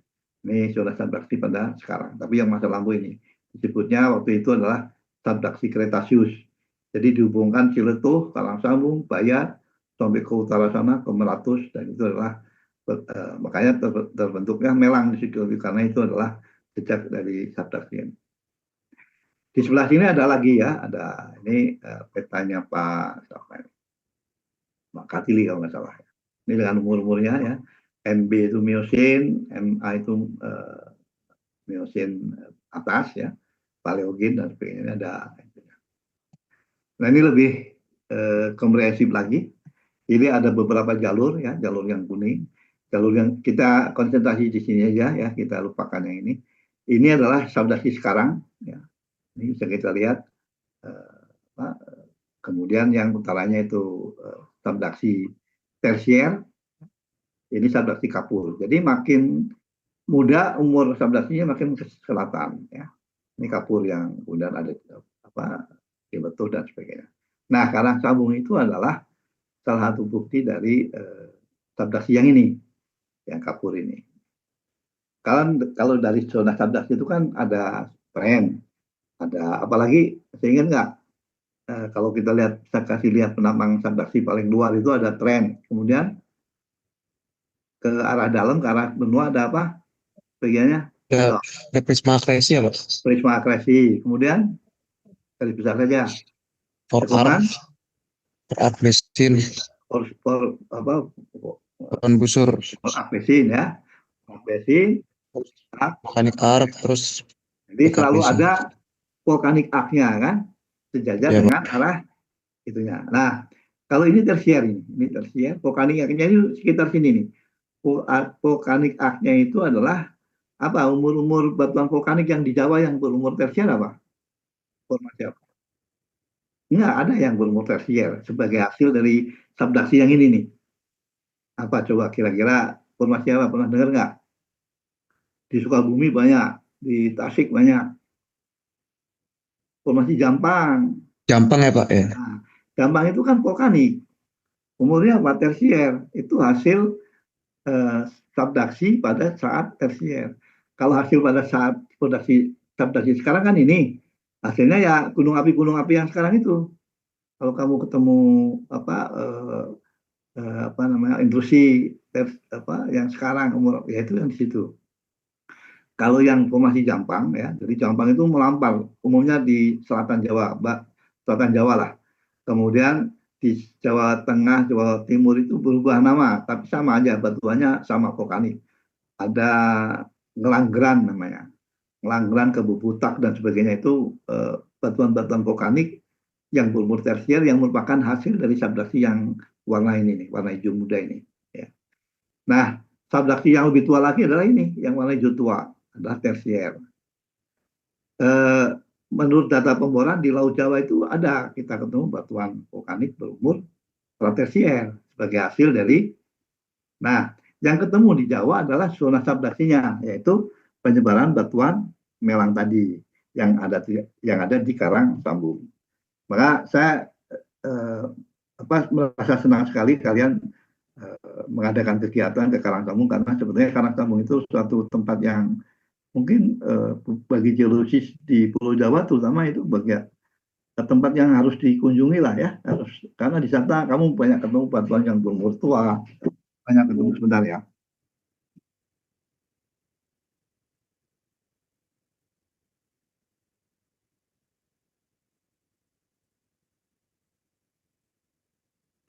Maaf, ada batuan yang berumur tua, berbagai macam batuan, kamu banyak ketemu batuan metamorf dari berbagai macam, ada skis, ada marmer, ada apa namanya lava bantal dan sebagainya lah ya. Jadi mungkin kalau ada kesempatan ya bagusnya jalan-jalan lah ke sana ya. Kita lihat nanti geologinya seperti apa. Jadi kita akan ke Kebumen. Nah, Kebumen itu di mana? Di sini nih. Ya, sekarang sudah menjadi geopark ya. Nama resminya saya nggak tahu, tapi karang sambung lah ya. Wilayahnya juga bukan hanya ini aja, tapi sampai ke pantai sini ya. Ini di sini. Jadi kalau dari Bandung mungkin memakan waktu 6-7 jam lah kalau naik itu ya ke Karang Sambung. Kemudian, nah baru kita akan ke sana. Kira-kira jarak dari Kebumen itu 20 km. Ya. Kita akan lihat sini. Nah, sekarang kenapa batuan platesier itu tersingkap hanya di daerah Kebumen? Kenapa? Padahal kalau kita lihat peta ini, harusnya kan peta inilah. Nah, harusnya kan nyambung itu. Kalau menurut Kateli kan nyambung dari Ciletuh, Karang Sambung, Bayat itu nyambung. Jadi harusnya ada semua itu batuan platesier sepanjang jalur itu. Tapi ternyata kenapa hanya muncul di Karang Sambung dan beberapa tempat yang lain? Nah, kita lihat. Karena begini. Nah, kalau kita lihat Pulau Jawa secara keseluruhan kan seperti ini nih, ya. Ini Semarang, Bandung di sini. Ini mungkin kira-kira Cirebon di sini ya. Jadi ada legokan yang menipis seperti ini di bagian tengah, baik dari arah timur maupun dari arah barat. Ini karena ada sesar ini, dua sesar yang satu sinistral, yang ini dekstral, ya, sehingga membuat Pulau Jawa seperti ini, ya. Dan ini juga yang menurut beberapa ahli bertanggung jawab atas munculnya batuan tersier di sini, ya. Ini sesar ini, ya dari ini aja kelihatan ya. Kalau kalian telusuri dengan peta TM misalnya itu akan kelihatan. Kemudian kalau kita ke bawah permukaan ada data gaya berat juga terkonfirm bahwa ini sesarnya memang ada. Dan kalau masalah aktif ya, jadi beberapa tempat mengalami. Jadi ini dekstral, ini sinistral ya. Nah, kejadian seperti ini. Ini namanya sesar apa ya? Lupa saya. Ada sesar Pangandaran atau apa ya? Tapi seperti ini saya lupa namanya. Nah, ini dari gaya berat ya, kita bisa telusuri ada ini dari gaya berat ini. Jadi sesar di permukaannya ada, di bawah permukaan juga kelurusan ini ada. Ini namanya sesar Pangandaran Cilacap. Ini sesar Kebumen itu, sesar ya, Muria Kebumen, sorry. Yang sinistral Muria Kebumen, yang dekstral Cilacap Pangandaran. Ya. Jadi ini yang hijau itu anomali rendah, yang ini anomali tinggi, ya. Jadi ada kelurusan ini. Jadi terkonfirm lah bahwa sesarnya ada karena di permukaan dari topografi kita lihat, dari bawah permukaan kita lihat kelurusan itu sehingga orang percaya. Nah, lihat konfigurasinya ini ya dengan apa namanya logika yang ada ini menunjukkan sesar dekstral, ini sinistral. Nah, inilah yang bertanggung jawab kenapa kemudian hanya di Karangsambung muncul karena begini ya. Ini kita besar lagi, ini sesar yang tadi, yang Muria Kebumen, ini Pangandaran Cilacap ya. Nah, di sini akan ada terkunci nih, ya, terkunci ini didorong masuk, jadi bagian ini semuanya ke arah selatan, sabdaknya di selatan. Ini Pulau Jawanya yang biru ini, Pulau Jawanya yang biru. Nah, gambar berikutnya seperti ini. Nah, ini Pulau Jawa biru, kemudian ini yang sinistral, ini dekstral. Maka karena ini didorong, ini terkunci di sini, maka batuan yang ada sesar-sesar naik. Sesar-sesar naik itulah yang kemudian membuat batuan yang ada di bawah, yang pratersiernya muncul di daerah ini saja. Ke arah sana nggak ada, karena tidak ada mekanisme seperti ini. Itulah sebabnya ini kan formasi Lokulo. Lokulo itu melang yang di arah sana, muncul di sini. Ya. Jadi hanya di situ saja. Kemudian bukti lain apa? Ini yang saya bilang tadi, Southern Mountain of Java ini batuan vulkanik tersier ya, Jampang. Ini ada sampai ke sebelum Pangandaran itu kita nggak kesini. Tapi di selatan Kebumen nggak ada, ya, karena terpotong ini sesar ini. Jadi udah tererosi bagian ini ya. Ini kan yang di bawah. Nah di sebelah timurnya muncul lagi batuan yang sama dengan nama yang berbeda ya. Ini batuan-batuan Ngelanggeran, formasi Ngelanggeran, formasi Kebubutak kalau nggak salah. Ini formasi Jampang. Sehingga mengkonfirm bahwa memang mekanisme ini terjadi sehingga muncul batuan tersier di sekitar Karangsambung. Paham ya? Mudah-mudahan ini. Nah ini ya ininya lah, ini Riedel ya. Riedel atau kalau ini mungkin Modi and Hill dan sebagainya. Kemudian muncul di sini. Ini nanti kalau Anda belajar analisa geostruktur ya. Nah, letaknya di mana? Ini Kebumen ya, ini Pangandaran ini, sebelah kiri. Kebumen di sini ini kurang lebih, nah Karangsambung itu ini. Di sini ini letaknya. Nanti kita lihat, ini Gunung Sindoro Sumbing ya, Sindoro Sumbing. Gunung Slamet ya. Jadi kalau kita di sana kita bisa lihat ini Gunung Slamet. Sindoro Sumbing mungkin ke arah mana? Ini ada Merapi di sebelah sana lagi ya. Oke. Nah ini perbesar ya. Selain saja perbesar kotak tadi. Nah ini Sindoro Sumbing ya, dua Sindoro dan Sumbing ini ada dua buku. Ini ada yang kita sebut yang terkenal adalah amphitheater. Kalau kita lihat ada ini amphitheater. Jadi bentukan morfologi yang seperti apa ya, amphitheater lah, bentuk sirkular seperti ini. Nanti kita lihat.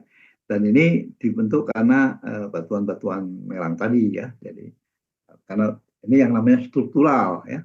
morfologi struktural itu ini. Jadi bentukannya memang karena struktur. Jadi bukan, banyak orang salah ini ya. Jadi kalau ada satuan geomorfologi A, asal di situ ada struktur disebutnya struktural, padahal tidak. Harusnya struktural itu memang bentuk-bentuk morfologinya dibentuk oleh struktur. Nah ini struktural ini kan yang atas nih.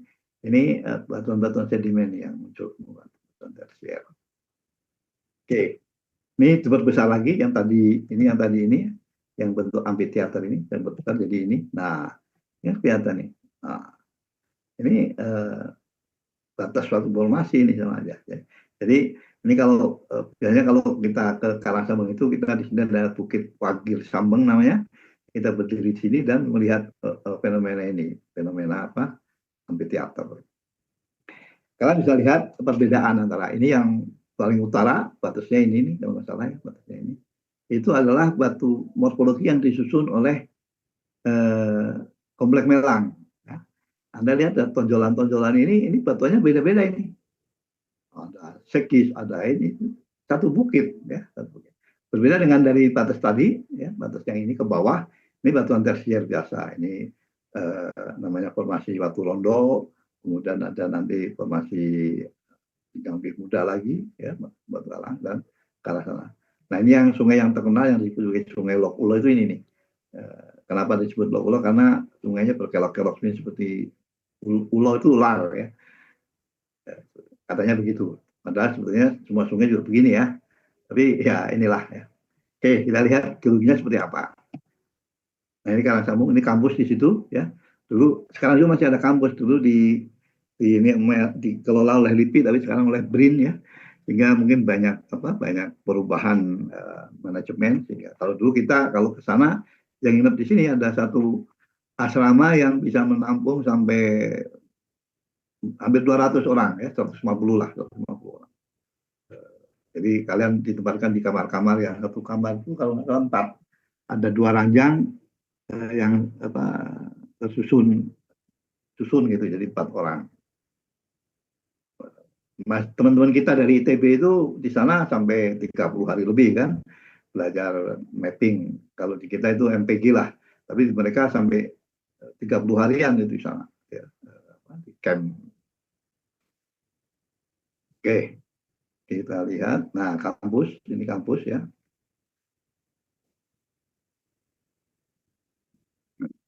Nah, kejadiannya begini. Ini Palung masa kini, ya, ini trennya Palung.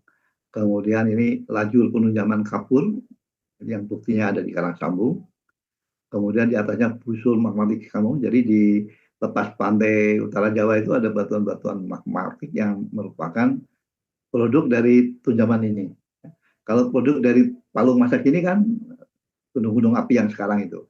Kemudian jadi ini ditimpa ini kan masih yang lajur penunjaman kapur.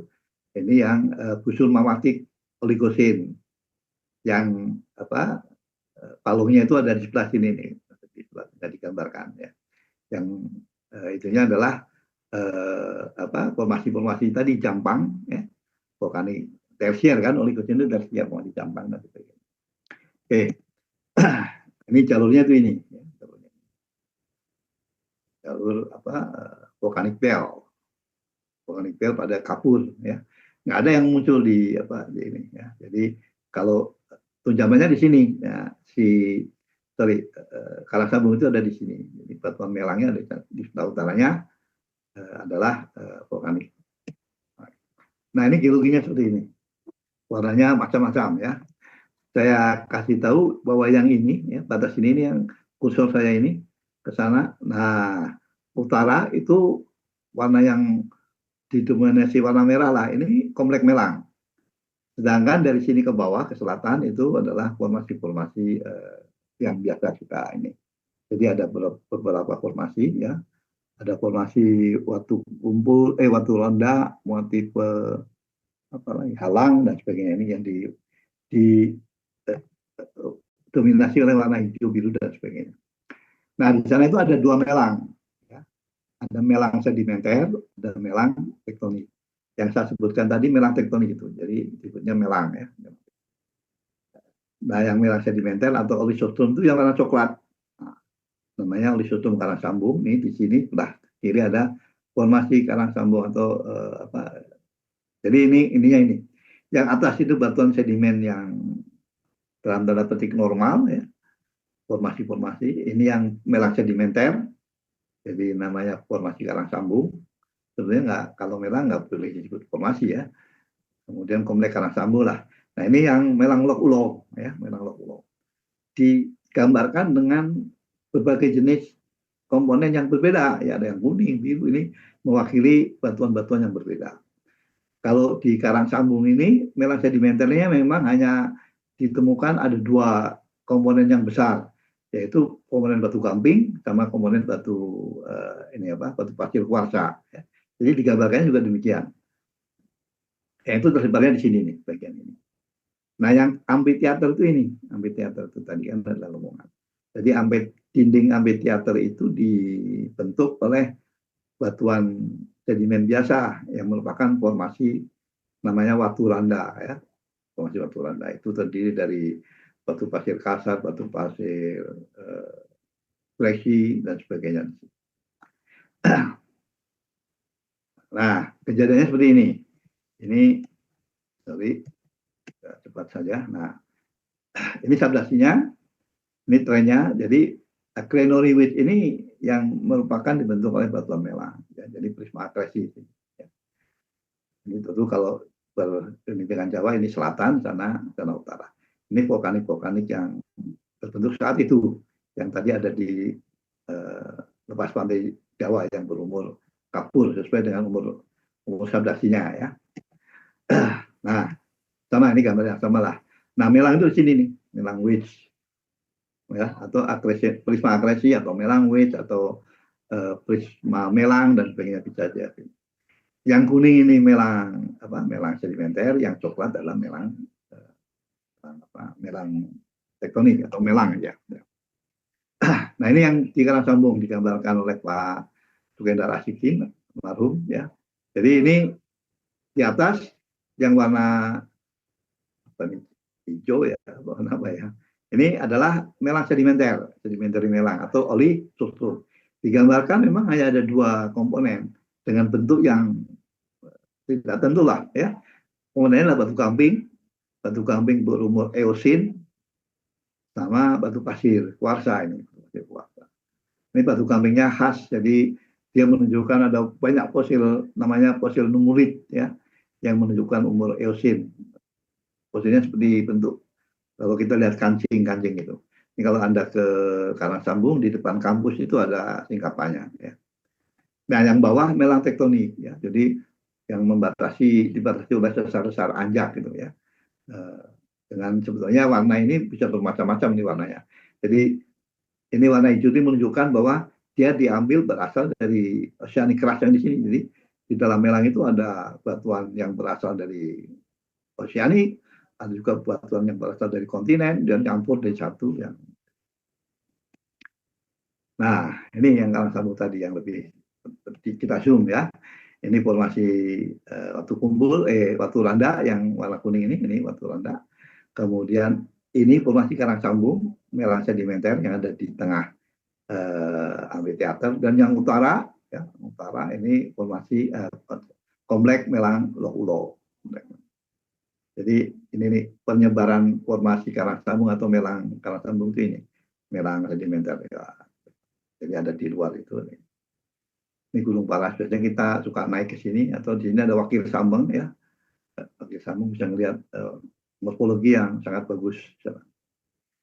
Jadi ada pulau melang, ada formasi karang sambung claystone.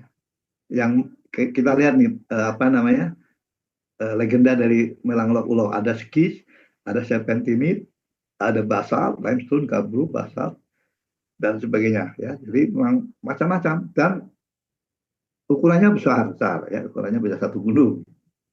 Ini kita lihat. Nah ini beberapa foto yang menunjukkan ini ya, singkapan-singkapannya, saya cepat saja. Jadi legendanya tadi ini formasi karang sambung, melang sedimenter, ya. Kemudian ini Contohnya nih morfologinya seperti ini nih yang di Melang, komplek Melang. Kalau ini yang di Karangsambung nih, formasi Melang sedimenter. Nah ini yang waktu Landa ya, yang tadi membentuk dinding-dinding amphitheater itu.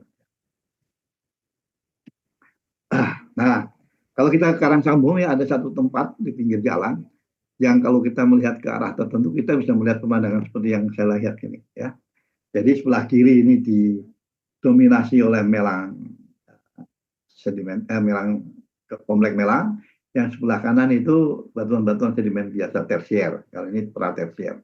Kita lihat kalau kita berdiri situ ada jalan ya. Jadi kita berhenti nanti situ bisa lihat ada bukit yang terdiri dari namanya Gunung Celekep.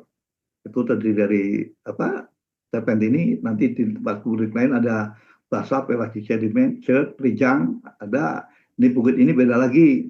Padahal kinesanya kan berbeda jauh ini kedua ini. Basalt ini di mid oceanic ridge, ini serpentini di kedalaman di metamorf yang pada kedalaman tertentu sekarang berdampingan ya. Berdampingan. Ini ada skis, ada marmer juga, ini gunung-gunung itu Griway. Ini batuan-batuan itu terbentuk dari makanya disebutnya sebagai yang ini exotic block. Karena terbentuk bukan pada lingkungan itu, jadi datang dari tempat lain datang masuk ya. Dan kita bisa lihat singkapan batuan-batuan ini kalau kalian ke Karangsambung ya. Nanti ada contoh beberapa singkapan ya. Jadi ada satu tempat kalau cerah ini saya bisa lihat perbedaan antara morfologi dari komplek Melang dengan morfologi dari batuan-batuan tersier. Sangat beda ya.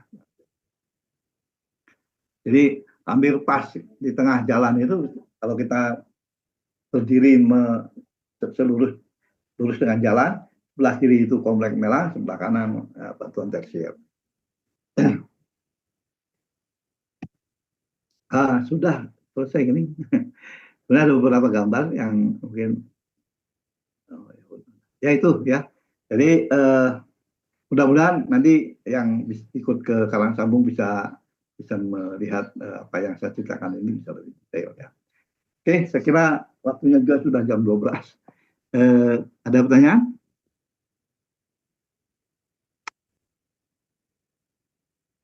Halo, tidak? Saya cukup sih Pak. Oke. Oh, ini ya PPT-nya sudah ada di kalian semua ya. Nanti mungkin minggu depan kita maju ke tempat lain. Saya melepaskan PPT ini tanpa menjelaskan merasa nanti. Oke, kalau tidak ada apa-apa, silakan nanti kalau yang mau absen saja di yang offline ya. Gerald. Pak, tapi ya. Bener Pak, tadi udah Pak Pipin terus katanya kalau mau offline semua, online semua Pak. Terus jadi tadinya kita intinya online semua Pak. Kira-kira tuh oh ya udah bisa apa-apa. online Nanti semua Pak. bisa aja nanti kan yang offline-nya saya bisa lihat yang offline-nya yang online-nya di konversi aja nggak apa-apa. Tapi itu bisa, tapi belum ada Pak sampai saat ini Pak yang online Pak di Pacis. Oh, yang online-nya belum ada? Iya Pak. Kalian ada Belum di ada, kampus? Ada Pak. Ada Saya di lagi di kampus. kampus. Udah kalian Iya, Pak. offline aja lah. Ya emang Disuruh saya gitu. Ya. Tapi nggak semua ada di kampus sih Pak. Kalau misalkan besok baru absen nggak Pak. Gini aja, Gerald mendata siapa aja yang ikut ini ya, yang ada di kampus ya, yang nggak ada di kampus tapi belum absen, kamu data aja nanti kasih saya, nanti saya bilang ke Pak itu. Oke Pak. Oke ya. Yep. Oke, ya cukup ya. Pak. Baik, terima kasih. Moga-moga minggu depan kita ketemu, melanjutkan materi yang ada. Kalau nggak ada pertanyaan, saya cukupkan sekian. Terima kasih perhatiannya. Di luar itu kalau masih ada tanya silakan aja ya, menghubungi saya. Boleh kamu nanya lewat WA, silakan aja ya. Bisa saya jawab. Terima kasih perhatiannya. Assalamualaikum warahmatullahi wabarakatuh. Waalaikumsalam. Terima kasih Pak. Terima kasih Pak.